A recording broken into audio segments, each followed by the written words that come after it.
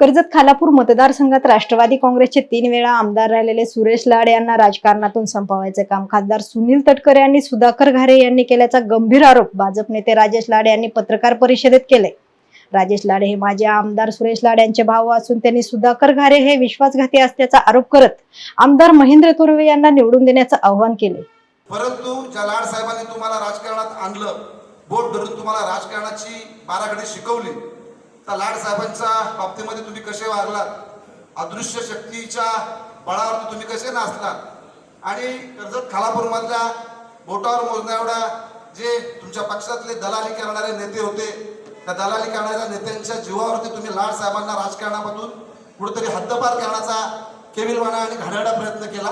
लाड साहेबांची घरातील व्यक्ती म्हणून नव्हे तर राष्ट्रवादी काँग्रेस तत्कालीन राष्ट्रवादी काँग्रेस पक्षाचा सर्वसाधारण कार्यकर्ता म्हणून सर्व घटनांचा मी जवळचा साक्षीदार आहे। आपण ज्या पद्धतीनं सारं घाणेरडं राजकारण केलं, आपण वेगवेगळे मुद्दे त्या ठिकाणी मांडलेत। कोंढाणे धरणाच्या बाबतीत सुद्धा आपण त्या ठिकाणी मुद्दा मांडला।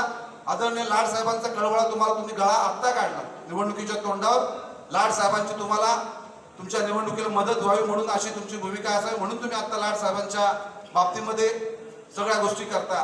प्रत्यक्षात लाड साहेबांच्या अपरोक्ष 2019च्या पराभवानंतर जो काही कालावधी गेला, लाड साहेब ज्यावेळेस पूर्णतः त्या ठिकाणी त्या पराभवानंतर त्या ठिकाणी खचले होते, त्या लाड साहेबांनी तुम्हाला उभं केलं। ज्या कार्यकर्त्यांसाठी लाड साहेबांनी त्यांच्या आयुष्यातली सारी पुंजी लावली, प्रसंगी आयुष्यातले सारी कमाई असेल, आयुष्यातले साऱ्या वडिलोपार्जित जागा जमिनी असतील, या साऱ्या विकून तुमच्या कार्यकर्त्यांना उभं करण्यासाठी लाड साहेबांनी तुम्हाला सगळ्यांना उभं केलंय।